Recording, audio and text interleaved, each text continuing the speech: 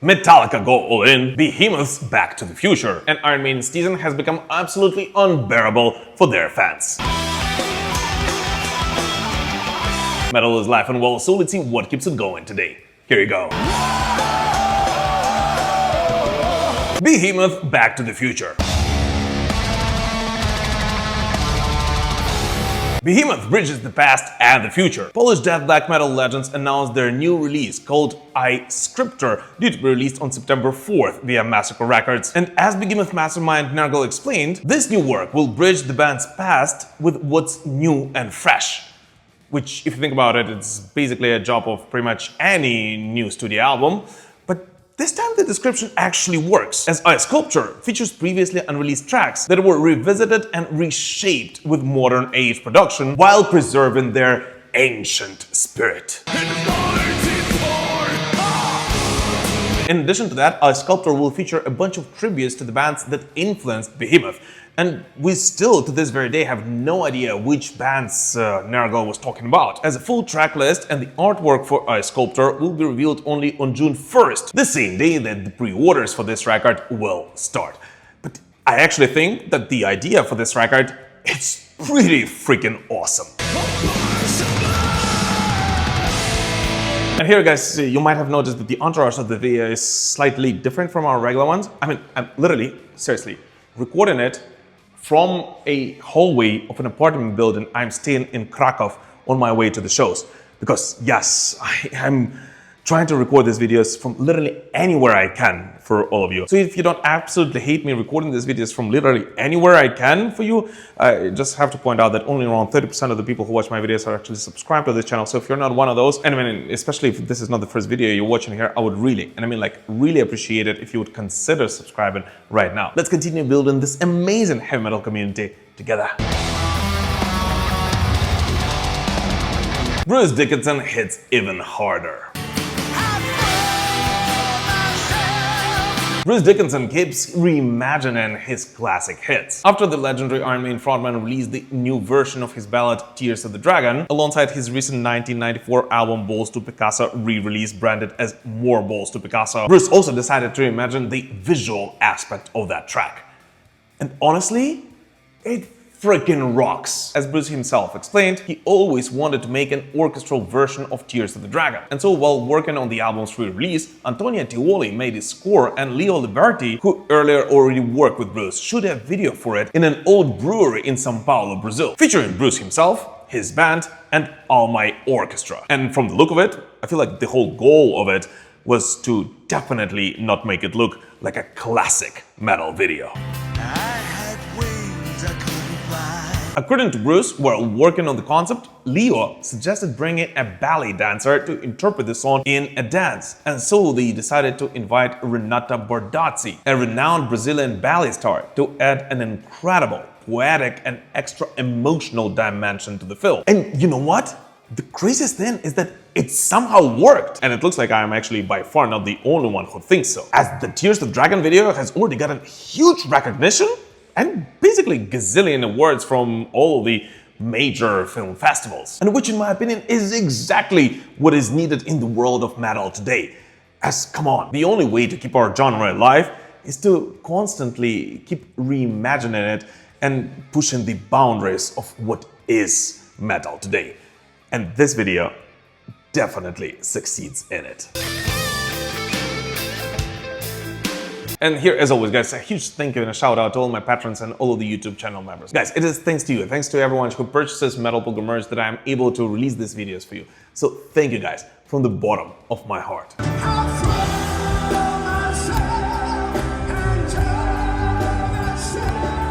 Benediction's surprise. A fresh update from the Benediction camp. Well, British death metal legends, of course, still did not find a permanent substitution for their longtime vocalist Dave Ingram, who, as a reminder, left the band because of arthritis a couple of weeks ago. They still have gotten quite an interesting substitution for the Latin American leg of their upcoming tour. As Benediction officially announced, their vocalist in Latin America will be nobody else but but Cam Lee. Yes, that Cam Lee, the co-founder of Death, the frontman of Iconic Massacre, and longtime friend of Dave Ingram, who, according to Lee himself, actually blessed him for this endeavor. Benediction's Latin American tour will kick off on October 23rd in Mexico City, and as of right now will feature 6 shows in 6 countries. But given who will be substituting Dave Ingram at all of those shows, I think the demand will most likely dictate that the boys increase the amount of those concerts. AI Ozzy Osbourne can't hurt you. And now, welcome to 2026. The Osbourne family has officially partnered with a company called Hyperreal to create a fully interactive AI-powered version of Ozzy Osbourne himself that fans will be able to talk to all around the world. According to Sharon Osbourne, you will literally be able to ask Ozzy Osbourne pretty much anything, and the AI version will respond in his own voice with answers designed to sound exactly like something Ozzy himself would say. And even Jack Osbourne admitted how scary accurate the technology already is, saying Ozzy will basically continue existing digitally for as long as we have computers. And here's the thing, guys. For those of you who are not new to the channel, you know that I am one of the biggest supporters of the Ozzy Osbourne estate. I mean, I understand the things that they do, and I really, really respect what they do for the world of heavy metal. But this is strange. No, seriously, I'm a huge Ozzy Osbourne fan, but I would never, never would want an AI version of Ozzy Osbourne who passed away to talk to me and answer the questions in a way that he might have had answered. No, seriously, I understand that we need to move on with technology, and I do respect the Osbourne family's right to do whatever they want with their relative or his memory. But still, call me old school, but I definitely feel like some things might be better off left the way they were before AI. But what about you? Please do let us know in the comments what you personally think about it, and do you think it's okay and if this is the way it should be, or you think it's weird like I do? I'm actually really curious to find out. Metal Transformers. Transformers meet rock and metal legends. The iconic franchise prepares something extra special to celebrate its 40th anniversary, and I am more than sure that all of the Transformers metalheads will be quite pleased. Yes. As announced, the official Transformers soundtrack will be re-released as the Transformers, the movie soundtrack, the Reformatted Edition. And this new version of the iconic Transformers soundtrack will actually feature quite a lot of rock and metal legends, including nobody else but Slayer's Kerry King, Death Angel's Marcus Agata, Skid Row's Sebastian Bach, and gazillion other metalheads who also happen to be lifelong Transformers fans. According to the release, the renewed songs will be bigger, heavier, and more grunt, and are supposed to pass the torch from one generation of fans to another, which is actually pretty understandable. Come on, I'm more than sure that quite a lot of old school metalheads also happen to be Transformers fans when they were kids, right? I don't know about you, I definitely was. And now the time has come for your favorite part of the video, so let's take a look at 5 latest metal releases, which, although did not get their own segments in this video, are still definitely worthy of your attention. Armored Saint released Emotional Factory Reset via Metal Blade Records, marking the band's first studio album since Punch in the Sky. The record was produced by bassist Joey Vera, who also handled engineering and mixing duties. And according to vocalist John Bush, the album title reflects the idea of resetting emotionally and mentally after years of global instability and personal challenges.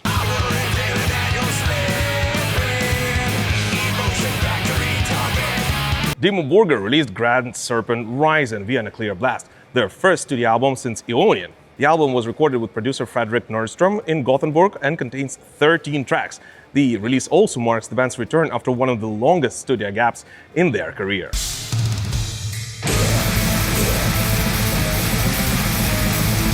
Italian folk power metal band Elvenking released the EP Rites of Disclosure via Reaper Entertainment. The release expands the conceptual world introduced on Reader of the Runes, Luna, and includes both new material and reinterpretations connected to the trilogy storyline.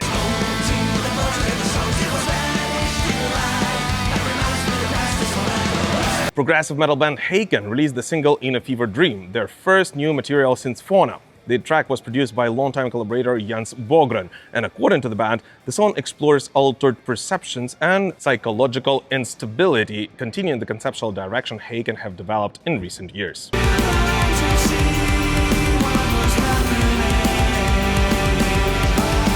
Devin Townsend released the double single Prepare for War, The Big Snit, ahead of his upcoming project The Moth, which arrives on May 29th via Inside Out Music. The Big Snit is directly inspired by the classic Canadian animated short film of the same name by Richard Conde.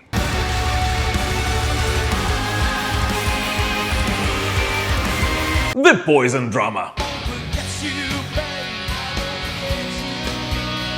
The Poison reunion drama goes on. After legendary glam rockers frontman Brent Michaels recently said that he's quite open for a reunion, yet still does not see it happening until at least 2028, the band's drummer Ricky Rocket decided to fuel the hope of many of the Poison's fans.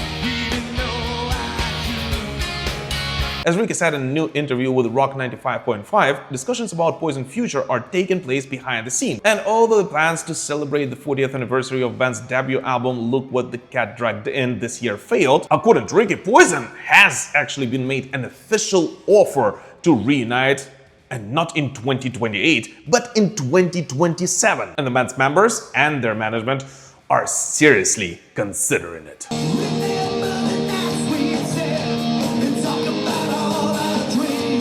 In addition to that, Mickey said that it would be really funny to make this tour in support of the 41st anniversary of their debut album and not the 40th, which I actually agree with him. It would be quite funny. But the most interesting thing is that Ricky Rocket himself is actually preparing for the Look What the Cat Dragged In's 40th anniversary this year. Although not with Poison, but with his other band, the Rocket Mafia, which features ex-LA Guns guitarist Stacey Blades, Brandon Gibbs, and multi-instrumentalist Tyson Leslie. And according to Ricky, they will actually be playing that album in its entirety on that tour.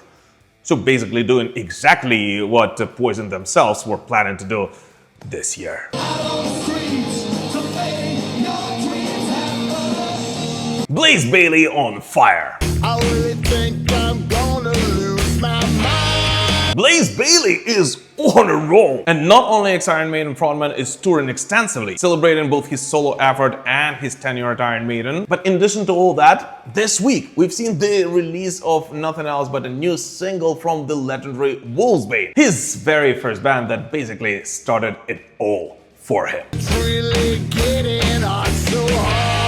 The new track is titled Touch You There and is accompanied by a video depicting Blaze and his Wolfsbane friends in the studio, celebrating the beginning of Wolfsbane's 40th anniversary tour, the second leg of which has started this week in London, featuring pretty much all of the band's classic hits and all of those fan-favorite deep cuts. I wanna touch you there. And honestly, I'm so freaking happy for Blaze. No, really, I think it's no secret that I'm a huge fan of Blaze Bayley era of Iron Maiden, and I actually truly believe that if it was not for Blaze's era, we would most likely not have had Iron Maiden to celebrate today. So seeing the recognition that Blaze Bayley is getting today, starting with the whole Burn Ambition documentary, the Nabworth appearance, and of course the success of his solo effort and now Wolfsbane, honestly, just brings me so much joy. As yes, I truly believe that Blaze Bayley is actually one of the hardest working men in metal, who definitely deserves all the respect of all of us Iron Maiden fans. Metallica goes all in. As those of you who follow me on Instagram know, this weekend I'm finally seeing Metallica after a 4-year-long break. And honestly, I couldn't believe how much this band has changed in the last 4 years and how much they, believe it or not, have grown. Metallica gives you heaven, baby!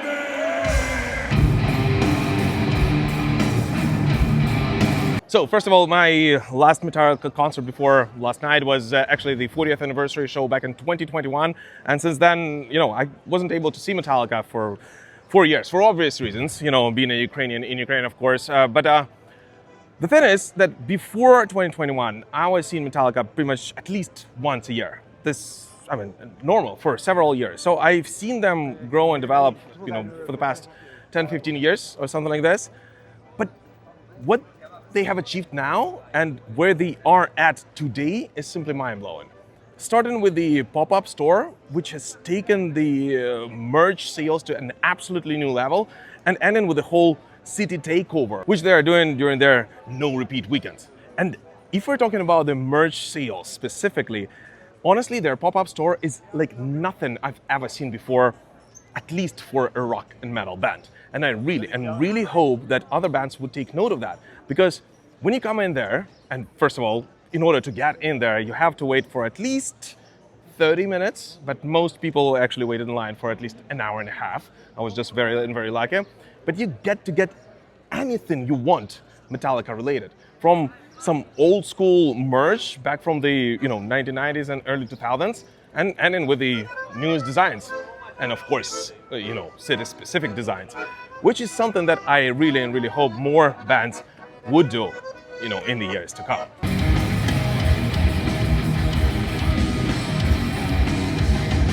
And then there was the concert.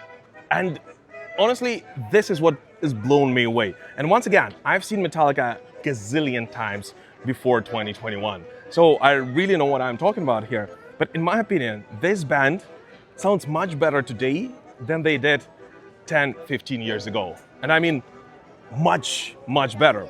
And first of all, thanks to James Hetfield, his presence on stage, his vocals, and just overall how much fun he has performing live. No, seriously, I've seen James gone through a lot of different eras, but seeing him being so freaking happy on stage just changes everything for Metallica fans. Give me fuel, give me fire, give me damage at a time. And yeah, of course, we can all talk about tiny mistakes that Metallica made last night. Everyone does, because they're playing live. That's what music is all about.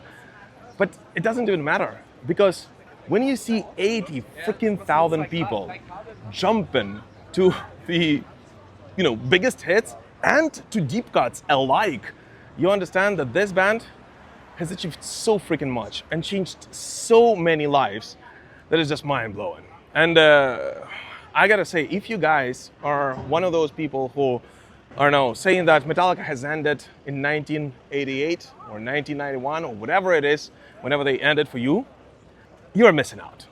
Just go out, see them live, headbang with 80 freaking thousand people together to some of the greatest hits in metal ever written, and you will see that they are still on top of the game. So yeah, so freaking excited for what is to come tomorrow during my birthday.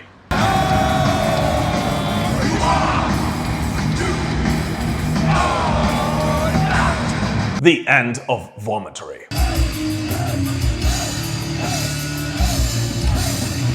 Sad news for all of the fans of Swedish death metal. The guitarist and co-founder of the legendary Vomitory, Urban Gustafsson, decided to part ways with his band less than 2 months after they released their 10th studio album, In Death Throes. As Urban wrote on Vomitory's page on Instagram, he feels that now, after 37 years in the band, it is the right time for him to step down. And he of course wishes all the best to his younger brother Tobias, with whom he of course co-founded Vomitory years ago, as well as bassist Eric Ronquist and the guitarist Christian Fredriksson, who, according to the statement, will be moving forward with the band without their captain.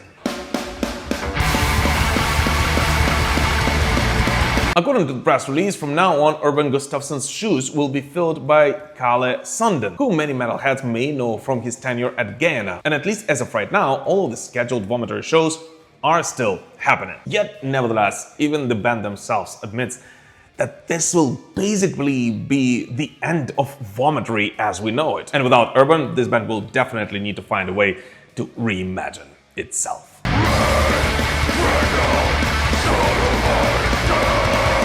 Iron Maiden, run for your lives. Iron Maiden are kicking off the 2026 leg of their Run for Your Lives tour right now. Like, literally, as we speak. And the craziest thing is that the hype about the second leg of this tour is possibly even bigger than the hype around the first leg of it. Yeah, I know it's strange. And all that, in addition to the Napworth announcement and the whole fact that the Iron Maiden basically confirmed they will be recording this gig in Paris, is of course due to the whole fact that Iron Maiden themselves have been teasing their fans about a possible, or rather a definite, change of their set list for this leg of the tour. And just a couple of days ago, this teasing has gotten even more cruel. Yup, with this teaser, Iron Maiden basically confirmed that they will be performing Infinite Dreams on this leg of the tour, which is a huge deal, as the last time Iron Maiden were able to perform it live was all the way back in 1988. And even in 2012, when Iron Maiden were basically ready to do so, they decided to cancel its appearance in the setlist last minute. And as a huge fan of this song, I would absolutely freak out if they actually do it. And so I'm extremely torn to open my Instagram or any other social media tonight. As yes, of course, as every Iron Maiden fan, I really want to know first which songs Iron Maiden will be playing live on this leg of the tour. And in addition to that, I kind of have to make content for you. But at the same time, I'm actually hoping to see Iron Maiden in Sofia, so on their second show of this tour. And part of me really wants to be blown away by what I hear at the gig. So yeah, truth be told, I still have absolutely no idea whether I will be looking at the setlist tonight or not. But if I do, definitely check out the next video on this channel, which there is actually a quite high chance is already out by the time you're watching this Metal Digest. But anyways, what new music did you listen to this week? Please let us know in the comments. As always, thank you so much for watching this video, guys. Please don't forget to like it, comment under it, of course, subscribe to this channel and spread the word about it. And of course, join our communities on Instagram, X, Threads, Facebook, Discord, and anywhere else you can post content these days. Thank you guys for all your support, and we will prevail. Slava Ukraini!